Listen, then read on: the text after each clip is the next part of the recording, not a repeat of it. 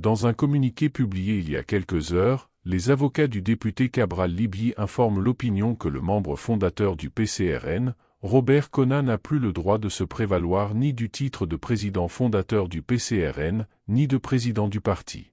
Ceci, en raison de la tenue effective du procès au tribunal de Kaélé visant à annuler le congrès de Guidigi qui a consacré l'élection de Cabral Libye à la tête du PCRN. Dans un pays de droit comme le nôtre, M. Kona Robert ferait preuve d'une mépris inacceptable à l'égard de notre justice, s'il continuait à se prévaloir de la qualité de président du PCRN et à poser des actes en cette qualité, sans attendre que cette justice qu'il a lui-même saisie se prononce, écrit Maître Roger Bébé qui dans le même communiqué, affirme être certain que Cabral gagnera le procès et Kona humilié honteusement. Le président du PCRN est passé sur les ondes de la radio Balafon le vendredi 29 décembre 2024, où il a fait des révélations troublantes sur les réunions occultes entre le membre fondateur de son parti, Robert Kona, et des responsables MINA, dont Atanga NJ en personne. Après la sortie de Cabral Libye, il est clair que des membres du Sérail de Yaoundé, dont le ministre de l'administration territoriale, sont derrière les communiqués de Robert Kona, ses déclarations incendiaires et toutes les curieuses agitations observées ces derniers jours autour de la présidence du PCRN. Le député révèle qu'après avoir trouvé un accord pour une sortie de crise avec Robert Kona, ce dernier le rappelle quelques heures plus tard en lui disant qu'il doit participer d'abord à une réunion au MINA, avant de signer les documents de l'accord. Curieusement, après cette réunion au MINA, il met fin aux discussions et disparaît pour après réapparaître pour une conférence de presse. Alors que le Cameroun s'apprête à accueillir la nouvelle année, une invitation inattendue soulève des questions intrigantes.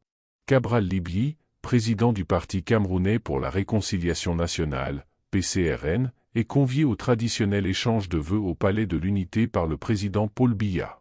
Le geste de la présidence ne passe pas inaperçu, surtout au moment où le PCRN traverse une période de turbulence interne.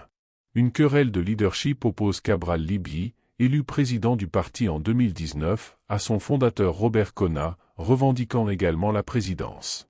Ce vendredi 5 janvier 2024, au cœur des festivités présidentielles, Cabral Libye se trouve parmi les personnalités invitées à présenter leurs vœux au chef de l'État.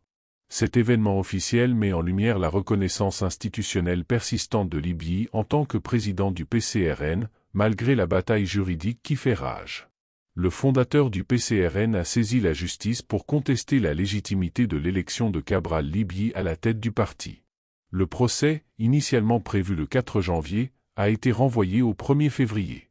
Cette crise, exposée devant la juridiction civile, soulève des interrogations sur la stabilité et l'unité au sein du PCRN.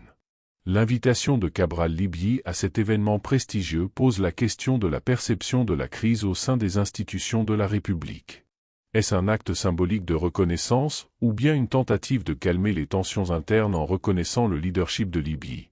Au-delà des vœux échangés, la présence de Cabral Libye au Palais de l'Unité offre une scène politique captivante. La cérémonie pourrait non seulement refléter la reconnaissance persistante de son leadership, mais aussi être interprétée comme un signe de l'importance du PCRN dans le paysage politique camerounais.